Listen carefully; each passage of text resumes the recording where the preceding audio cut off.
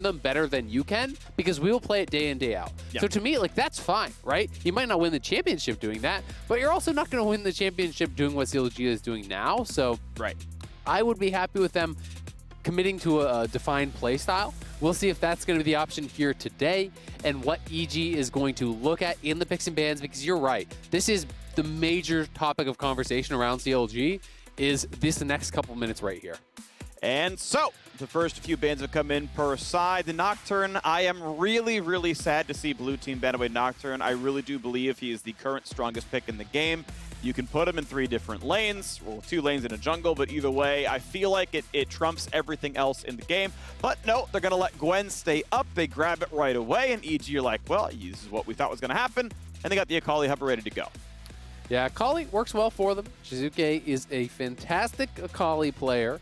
We have seen Impact play it in the past, but it's not always his kind of champion. I think his Akali game though was very good, from what I remember. I could have a flawed memory there, but it seemed pretty solid. Set going to be even more likely to be grabbed up. We have seen Set versus Gwen played before. That matchup was upset by some jungle ganks, though, when we cast it yesterday. Oh, and the Rek'Sai ban that we saw yesterday is on the menu. Okay. You talked about different champs. I am happy that CLG say, look, there is the meta game, there is everyone else plays, and here's what we play. Broxah brings out the Rek'Sai. Quick tech for Rek'Sai players out there. By the way, most of you don't know this, Emax on Rek'Sai.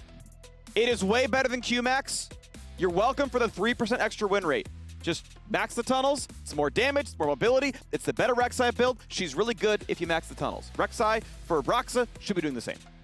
Gonna be interesting to see what he does with that. Already, I'm imagining you pick Gwen first, you go towards the Rek'Sai. If I am a top laner against this, I'm like, oh god, they're coming top. Because Rek'Sai has some really good gank paths. They have the ability to go over walls and avoid wards in a way that a lot of other junglers can't. You know, the main one that I always think of is Zac alongside the Rek'Sai, who can kind of just hop over the wall, tunnel over the wall. So, will be interesting to see if Impact can be picked on. I would say, if there's a guy in the league that you want to be going up against this, it's probably Impact, because he's so good at playing weak side, at minimizing loss even when focused. So EG are set up well with both the set pick and also the person piloting the set, most likely, to be able to handle that. But I'm also interested to see if they're going to draft multiple options for Broxah to go towards. You know, will they draft something with good ganks up in the mid lane? Will they draft, you know, hard engaged support so that Broxah can really pick and choose his moments and attack whatever lane feels best? Galio up the table. LeBlanc gone as well, as we're pretty confident EG submitted mid laner. Jizuke has certainly played some Tristana before, but it has looked shaky in the late game, so likely just going to Danny down there.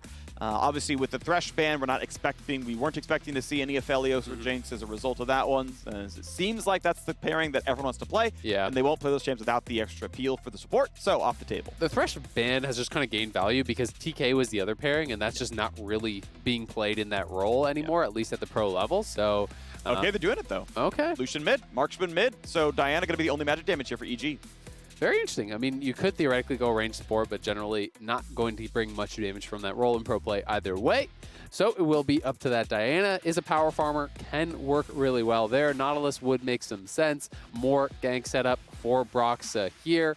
There are a number of squishy champions that you can dive towards, and I would honestly love something that has great gank setup against the Lucian. You know, even something like the Lissandra that we've seen can, I think, be very effective in actually locking down and setting up on the Diana, the Tristana, the Lucian. Any of these champions are very squishy. Any sort of CC plus a Rek'Sai with any amount of gold generally equals a kill in my experience, so wouldn't mind seeing something a little bit out of left field, you know, one of the specials that CLG has brought out in the past, but instead it will be the Azir, so it just feels like basically standard League of Legends with a Rek'Sai kind of just slapped in there, and I'm not as convinced by this. You know, maybe Broxah will just have an incredible Rek'Sai game and it will really pay off, but I do kind of like when they over-index towards one style, right? I just think that now you have a Azir where it's like, well, you can't really gank the Lucian that easily unless he's way over pushed up or maybe post level 6. You do have the Nautilus for setup there, but they're going to draft a fairly defensive bot lane, Braum plus Tristana, so that limits your options as far as ganking down there. And then, if you can only go top, well, guess what? They're going to ward around it. They're going to try to play around it, play relatively defensively. Gwen can chase down something like the set, but the set to die to this gank has to be kind of pushed up.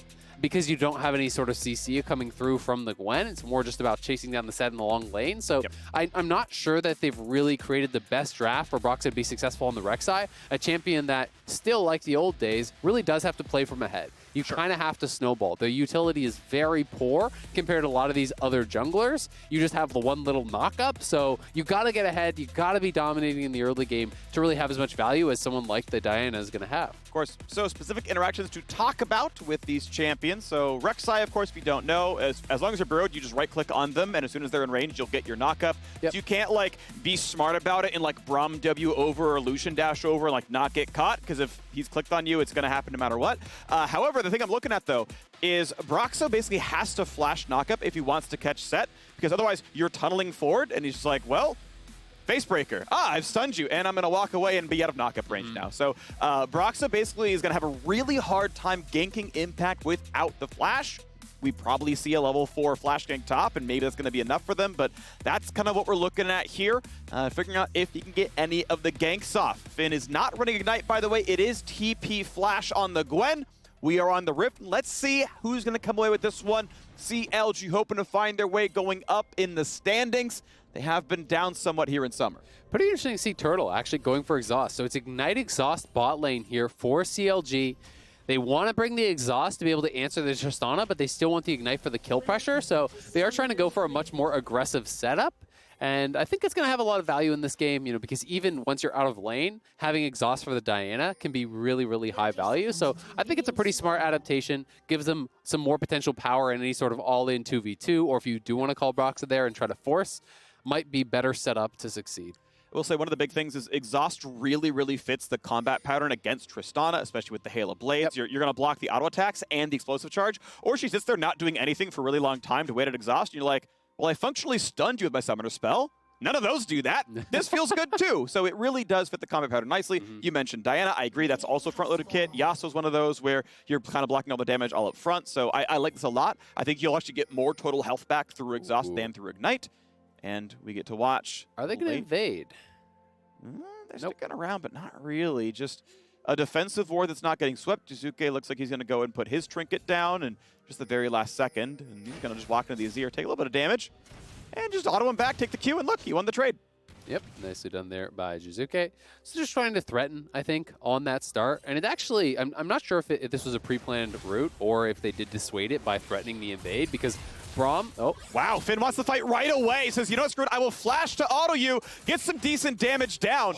But does that force, because here's the thing, if he's not going to get ganked in 5 minutes, that flash clone doesn't matter. But he's, you know, pushing Impact down for now. Yeah, well, I still think it's pretty good if you actually force him to recall, but because it has so much regen and he still had the potion, plus he has the Doran shield, you need subsequent damage. You still actually need more. If you can make him recall without a buy, that I think is worth it to actually play aggressively like that. It's obviously a longer cooldown than the Ignite, but you've got to be able to force him back to base, and that has to have the follow-through. Otherwise, Set is just going to slowly regen back to full. Sure, and so we'll see if that means absolutely nothing, and maybe Finn gets punished. Worth noting, Broxah managed to path around the Trinket Ward, so went for the Wolves into going bottom side, into red bump. You just saw the missing ping, by the way. EG's like, look, this guy's not on Raptors, by the way. Probably top side. Probably Wolves, you know, like blue to top, so hey, be careful, Impact. They should not expect Rek'Sai to be bot now. This is a really good highlight from you. I think it's interesting. It is obviously a much less efficient path, so that is the trade-off, but he knows he's got to get something done early, and it's going to make him fairly all-in, it feels like, on this first gank.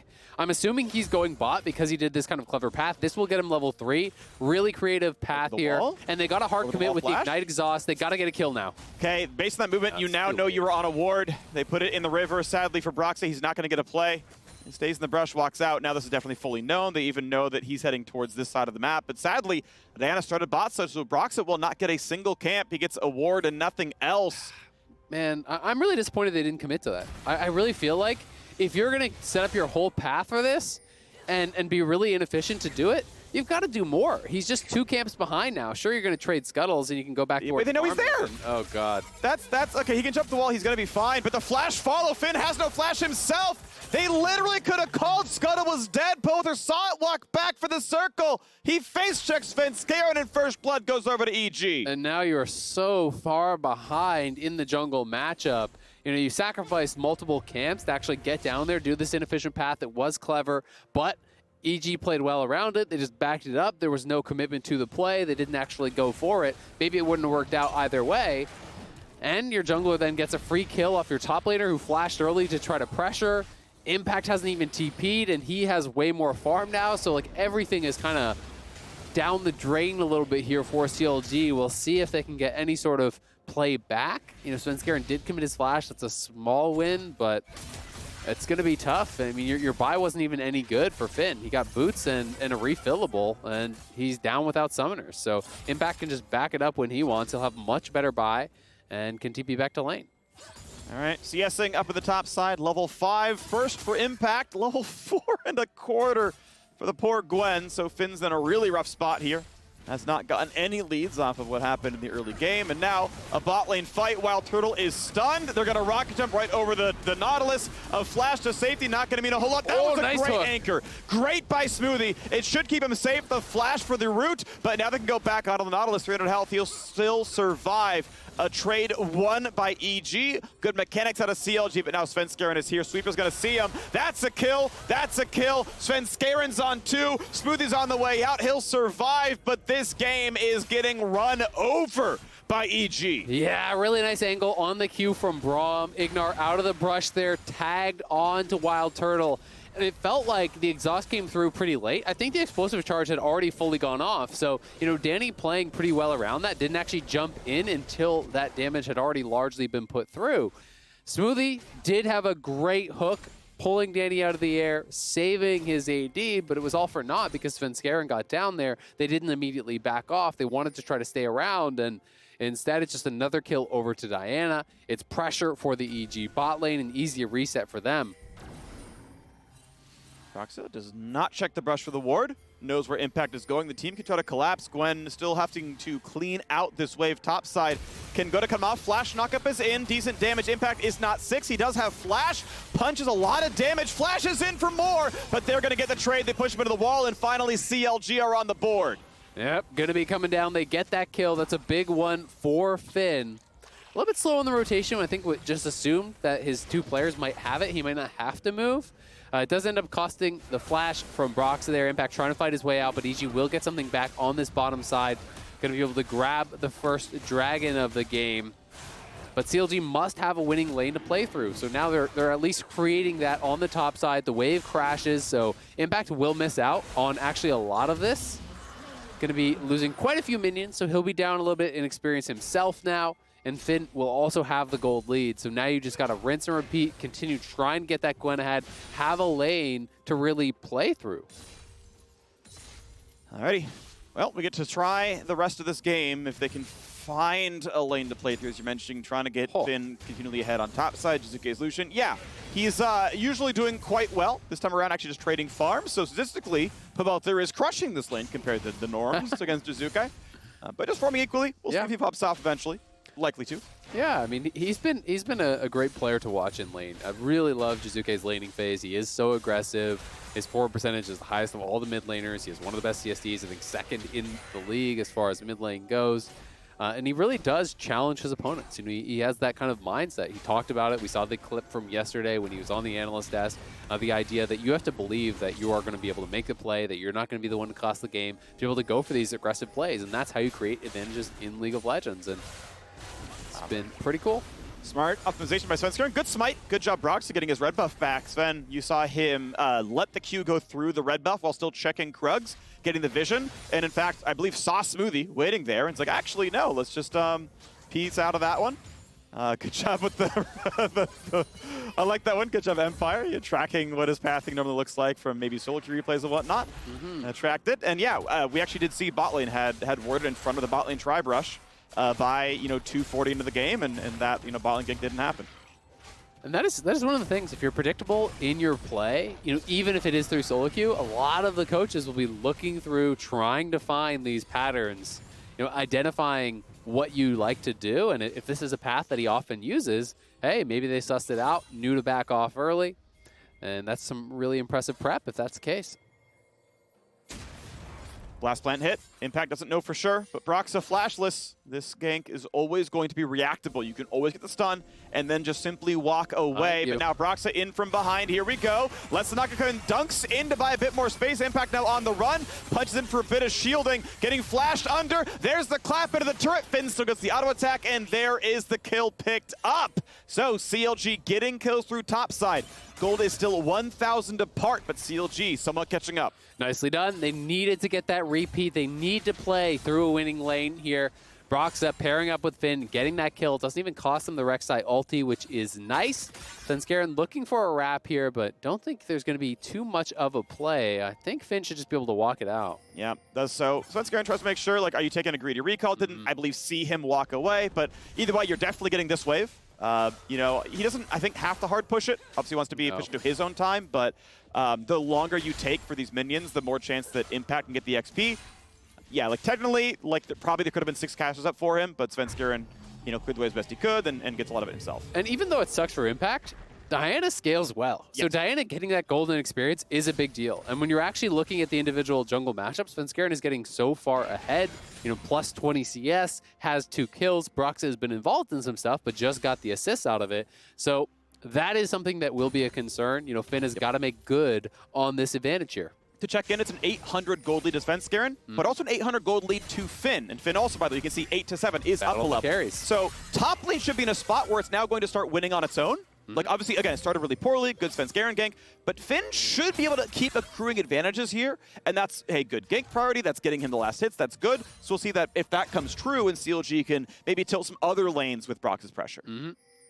You got to be careful, though, about where Broxah shows up. If you show up to a losing lane and Svenskeren is there too, that gets really dangerous, right? If you have the 2v2 top, you can say, well, Finn is ahead, I'm behind, but it evens out, so we can outplay this. If you go bot, who's already losing very hard, and Svenskeren's there, you're probably doomed. So Svenskeren is going to play around his strong lane, knowing that even the 3v3 really does favor them. He's got the Rift Herald as well, so you take down that second plate, they could even just drop Herald, and this should be a straight-up tower here. I don't think that there's much recourse for CLG. It might not quite go down. Looks like it has a little bit too much health. But next wave potentially could get that. Unless they're worried about TP difference, Impact's TP coming up just now. It has just returned from cooldown. And they were. And they actually backed up, swept out the lane. So they cleared out that ward. That would have been the potential TP ward here from Finn. So really kind of checking all the boxes. And that's smart play from EG. It is. And it means the EG are up 1,700 gold. 4 plates down to the bot lane. I believe 2 taken in mid. Top's only down 1 plate to CLG's favor, so certainly, yeah, getting more out of the turret game. You look at CS, obviously that's looking really good for EG in most places. As you mentioned, CLG has that 1 point of pressure. That 1 lane with more gold earned than the other 4 roles are EG favored. Absolutely. They're also getting the objectives. Second Dragon going to be going down here in a pretty quick timing. With Turtle not having his support there, that tower is just gone. The rich get richer. Danny already fairly ahead now. Going to be having that first turret gold in his pocket. I mean, they're on pace for, you know, potentially a 22, 23-minute soul, which is ridiculously fast. It's also going to be Ocean. Round 3 topside. Finn gets a bit of the ulti across. Here we go. Impact has ult. Will it be enough? When's the facebreaker come in? There we go. Dunks back towards the turret, but has not gotten aggro yet. Stunned up. Shield comes in. Rek'Sai ult to immune it. And just no one pulled aggro. The stuns did not matter. 3 kills topside. 1 finally back to Broxah. 2 plates taken in the top lane. That's some more gold in the pockets. Finn and Broxah kind of got a 2v8 this game. Yep, really well played. You know, you will give some credit to the Azir as well, who has been kind of holding in there. He's down on farm, so, you know, can get in there and potentially mix things up, but a nice dive. And I think the setup was quite good. You know, just trying to poke down Impact, bouncing back, waiting for Broxah here, path around that ward. Impact gets pretty lit up by the ward, by these trades, and then you just got to play it slow. You have to make sure that you're not pulling aggro before Impact spends his spells. That's the key thing in a dive like this. Once the ulti is used, then it's okay to actually pull the aggro. The turret gets reset off of Broxah as he ults in, so Finn knows he just stays towards the outer range of that turret aggro. He can reset it on the exit. Minor thing to point out, I believe Impact is worth 220 gold on the kill, only 110 on the assist. So what's interesting is that kill is worth 330. Most kills are worth 450. So those kills are pretty significantly like a full minion wave less gold value to CLG per kill because he's not getting assists, he's not getting back in the game. And that can matter, right? That can make the break points where it's like, oh, I could have finished my mythic, but well, I got 50 less gold on all my assists, so oh well, you know, too bad, I don't have the break point yet. You know, theoretically that can matter. It's one of the downsides of camping one lane over and over again. Get your support up there, into for a free, you know, reset that. Be a homie, Smoothie. give him some cash and pay it back to your squad. Yeah. Oh, well, still, obviously, it is very EG favored. 2K, 2 Dragons, feels pretty nice. As we mentioned, they've been doing really well. Jizuke up to his 20 CS lead that we pretty much expect to see. He's been doing great in the mid lane. Yeah, and it's got to be kind of about the X factor from CLG when you're looking at the straight up 5v5. I don't think that CLG have any shot of playing just front to back and kind of walking at them. It's got to be a great Azir ult. It's got to be some sort of flank where Finn is getting great value out of his Shroud. If you can have that W up, be hitting the marksman when they're not hitting you, you can maybe turn things around. But other than that, I mean, EG is going to show up for every single dragon. You have double marksman plus Braum set as the front line. The Braum passive is going to proc almost instantly. Set is going to be there to dunk whoever dives in off of his marksman. And you're just going to have a very high amount of DPS. So I do think it becomes very difficult for CLG to fight standard fights. Here we go. Herald number 2 looks like going to be a very easy claim. Is a fairly low-level second Herald. The Herald charge is based on the level of champions in the game when it is slain. And it caps around, like, I want to say like level 11 or something. It's actually pretty high at like 2750 for the damage of the charge. Of course, this is somewhat earlier on, average level more like 8. So it always has more than 2K, but it's not going to be the really extreme charges that takes, you know, 2/3 out of a tier 2 turret. Yep, absolutely. I think EG has been really smart about this, always actually sweeping out the lane wards before they push. They know that Finn is often playing with advantage, that he can maybe have the first move, the first TP, try to actually take down Danny. So they're always clearing out those potential TP wards. And even though the Herald is a little bit weaker than normal, I think we're just going to see them drop it prior to this next dragon. That seems like the kind of go-to play here. You go mid, you play for Prio there, you drop Herald while you're moving into the river, trying to threaten the dragon, and make CLG deal with you on 2 fronts at once. A little damage here. Luton's Echo. Tempest, I guess now the actual name is, done in the mid lane, means Bowalter has a much better time at fighting Jizuke in the mid lane. That burst matters, the magic pen matters. Even there, hits the minions, splashes off, hits him for the 100 damage. Not a horrible thing, so he might start feeling better about his mid lane matchup. Again, farm, not bad. Anytime you see 10 CS a minute, you're happy about your mid laner. Lucian, though, higher than that, more like 11 or 12. Obviously, Jizuke going to be pretty comfortable himself. Bit of top lane pressure, but Danny just safely, comfortably farming it in front of his turret. Not in danger of being dove. He is Tristana after all. And we get to chill a little bit longer. 2,500 the gold lead, and the next dragon spawns in just 30 seconds. Can Finn translate his lane lead into some kind of team fight victory? Without a mythic, it's going to be tough. I agree. He does have a stopwatch, so a little bit of an X factor there. Not sure how much gold he has in pocket. Is he close to completion? He is. He actually has, you know, almost 1,100 gold in pocket, so he will be getting close there. We'll see if he can get enough gold, get back to base, buy that up prior to the dragon, because the dragon's about to spawn. But EG for now are actually still just up on the top side, so not a huge amount of priority being paid towards that bottom side river. But I think they'll walk through mid, they'll get Prio there, drop the Herald, and move towards this dragon and look to put its soul point. There you go. Yeah, mid lane, this will just about die to do the simple Herald crash. With the minions coming in, I think it definitely does drop. You want someone close by, though. You do not get guaranteed local turret gold. Then he hits it once. There's the crash not quite killing, and it drops to the explosive charge. That does guarantee it, so Danny gets 300 into his pockets. Can't spend it yet, but hey, this dragon, they've still got the gold lead. They've got the better items already. Riftmaker is in for Finn. And here comes the 5-on-5. CLG need this pretty desperately. Finn over the wall, ready to take the fight. Anchor's going to miss. Smite fight could be soon. In the front is set. Big damage. Smoothie gonna drop to explosive charge. Smite comes in. Broxa claims it. Svenskeren burns Azonia's hourglass. And now dunked backwards is Finn. Gonna try to stay alive, but he is stunned and he is going to die. Double kill is in for Danny. 900 plus gold earned for the team as a trade for a single dragon. Yeah, Finn tried to play it well. I think he did a good job actually pressuring Svenskeren, attacking from that bottom side, but all of EG collapsed onto him. The rest of his squad could not fight through to actually join up with him. And despite the fact that it's a great smite from Broxa, they stave off this Ocean Soul. It's still a rough look overall as the PD is now complete. Svenskeren, can he get taken down? Wants the 1v1, knows he's no Zonius, knows he's no ult, gets the combo, ults across, yes! Damage in for Brox. A new Stride Breaker gets a giant slow and gets the 1v1 kill. Nice play down a level. Yeah, that's a big deal. Getting the shutdown, they want to get something back here, find a way in, but Danny getting stronger and stronger. They won out in the 2v2. He got the tower gold. He's gotten a couple kills now under his belt. And this is kind of back-to-back games that have looked pretty good for Danny. He had a great Aphelios game yesterday. We can watch this one again here. A lot of it is about the flank from Finn, trying to come in from this angle, trying to pressure the jungle. On the other side, you can see Smoothie did actually miss that hook. The Braum passive comes through. You just get knocked down immediately. And then once he's down, it's all of EG just kind of collapsing down. Well, Jizuke is actually zoning the rest of the CLG members out with the culling. They collapse onto Finn. He doesn't really have a way out.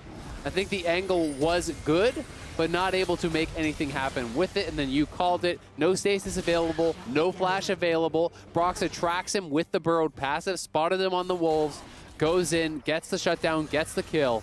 But the real question is, can he make that gold that he's getting really valuable in the 5v5? It's very tough to actually have successful 5v5s on Broxa when you're playing this Rek'Sai. Even when you've got a couple kills, you're still down gold to the Diana, and you still have to get past this set, past this Braum. You know, if the Rek'Sai starts getting strong, really all Impact needs to do is every time he bros in, you just dunk him back out into his team, right? And there's no secondary entrance really then for the Rek'Sai. Alrighty, looking for continued team fighting though. Almost 4,000 now. The gold difference as EG knocked down their third and final outer turret.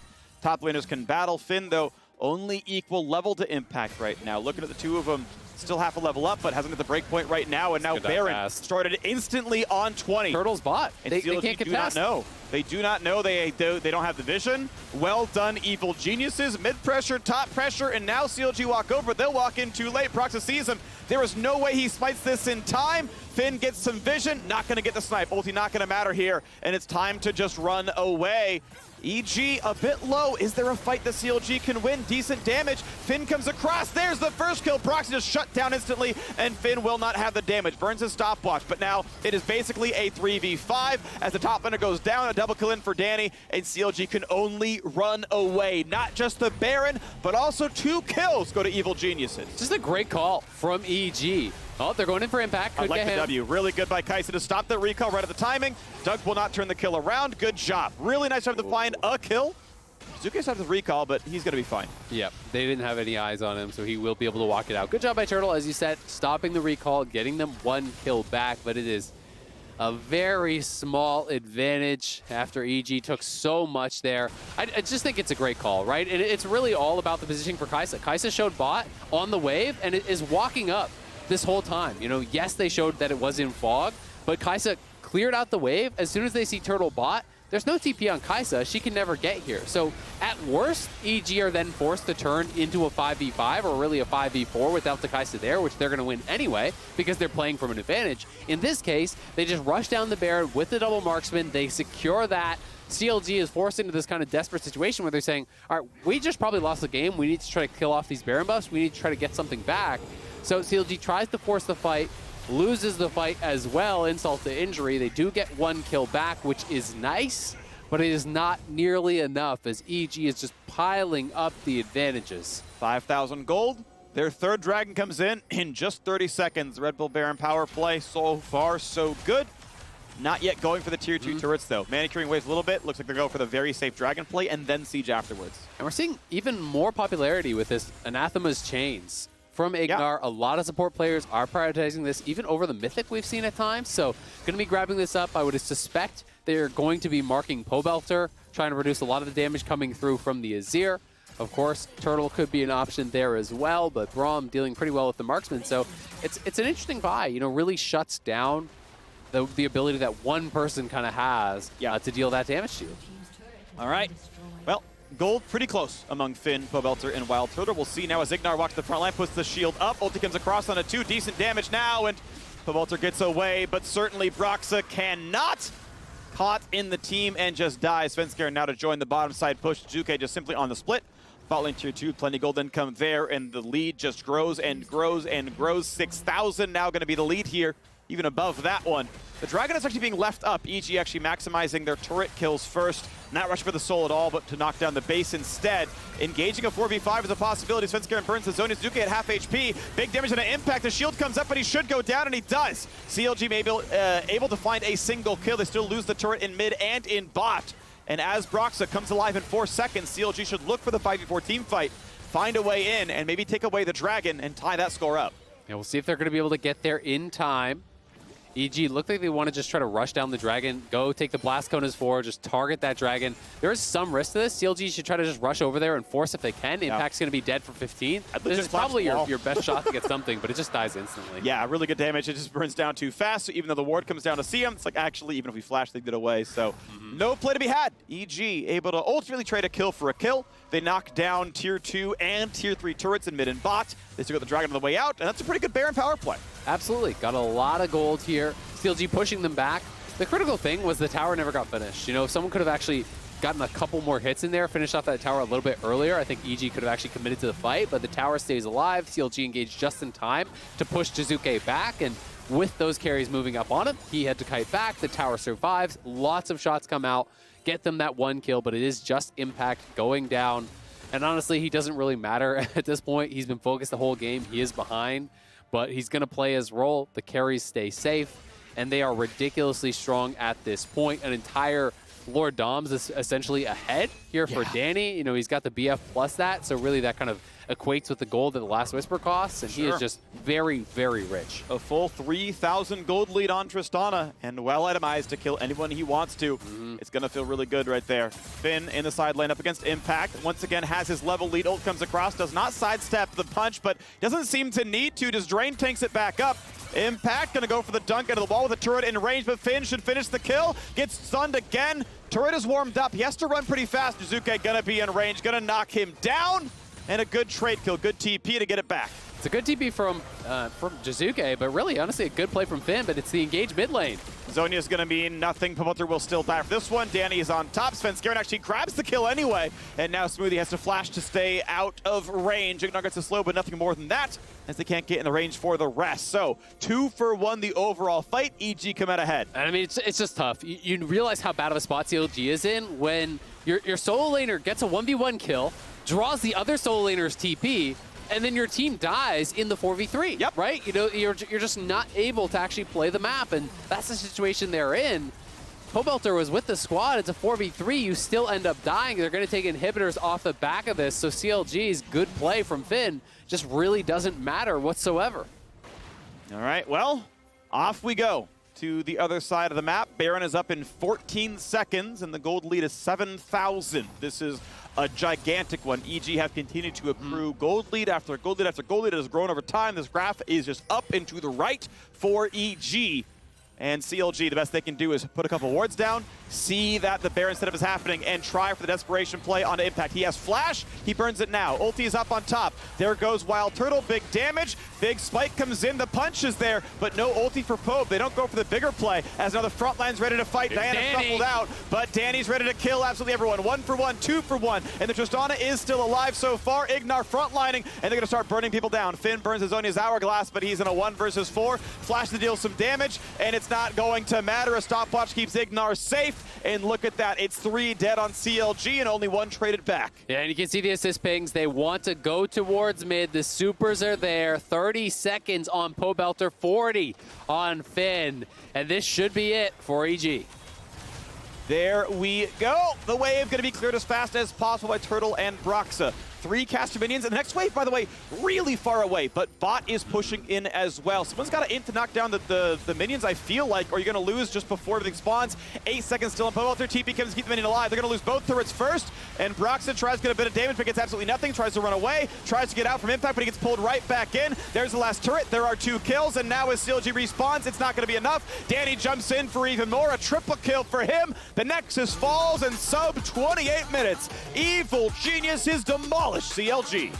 Danny just Goomba stomping them at the end, jumping on their heads, taking them down. EG running over this one. You can see everyone offering their condolences to Impact. Sorry, bud, wasn't a fun game for you. Yep. But the rest of the map was dominant. Start to finish, doing very well mid lane, always had the push. The bot lane winning out in the 2v2. Svenskeren, another great game. He just seems to be so on fire this weekend, yesterday and today, always